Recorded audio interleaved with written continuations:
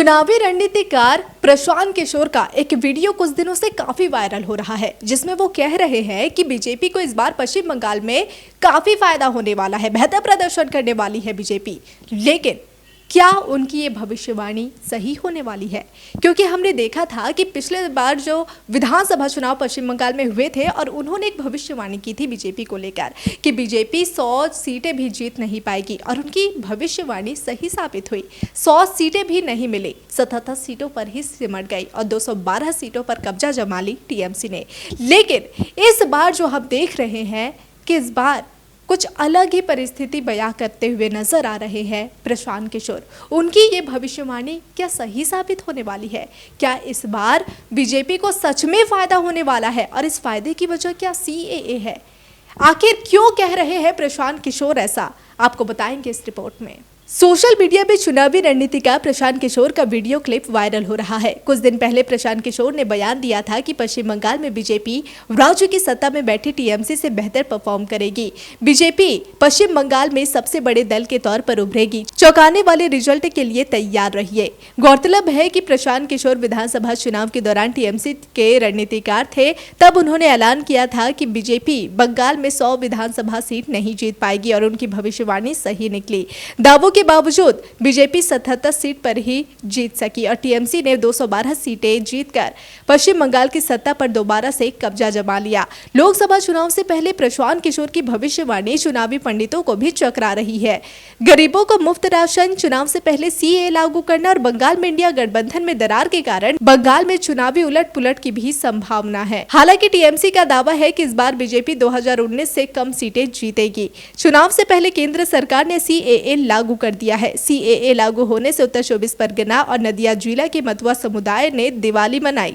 मतुआ समुदाय के लोग लंबे अरसे से सीएए लागू की मांग कर रहे थे। 24 परगना के अलावा मतुआ समुदाय के वोटर मालदा, दक्षिण दिनाजपुर, उत्तर दिनाजपुर, हावड़ा और कुछ बिहार में भी है। चुनावी नजरिए से देखें तो पश्चिम बंगाल की 10 लोकसभा सीट और 50 विधानसभा सीटों पर मतुआ जाति का दखल है।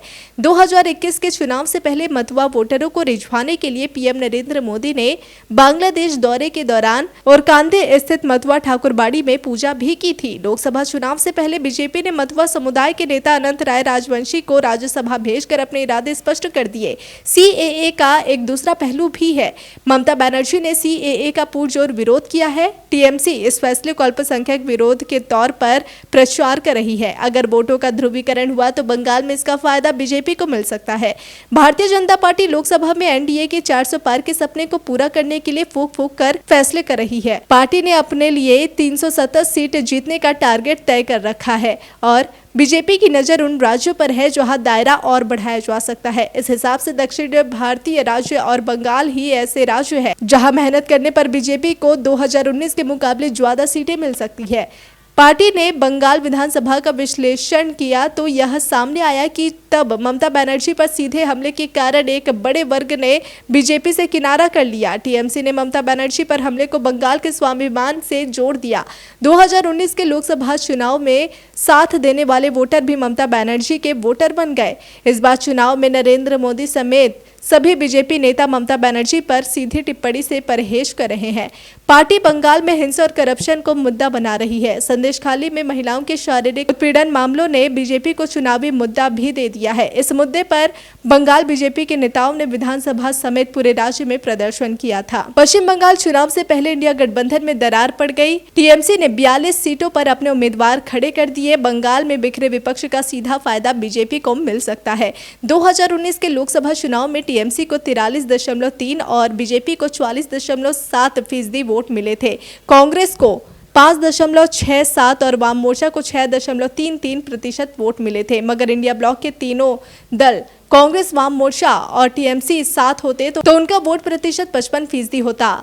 अब 2019 की तरह बंगाल में त्रिकोणीय मुकाबला होगा। कांग्रेस ने बंगाल के कांग्रेस नेताओं के खिलाफ भी सेलिब्रिटी कैंडिडेट उतार दिए हैं। इसके अलावा भाजपा ने अर्जुन सिंह और दिव्येंदु अधिकारी जैसे नेताओं को भी मना लिया है, जो विधानसभा चुनाव के बाद टीएमसी का दामन थाम चुके थे। अर्जुन सिंह बैरकपुर से सांसद थे। अगर टीएमसी के वोट प्रतिशत में 3-4% की गिरावट आई तो बीजेपी 30 के करीब सीटें जीत सकती है। ओपिनियन पोल में अनुमान लगाया जा रहा है कि बीजेपी का वोट प्रतिशत बढ़ सकता है।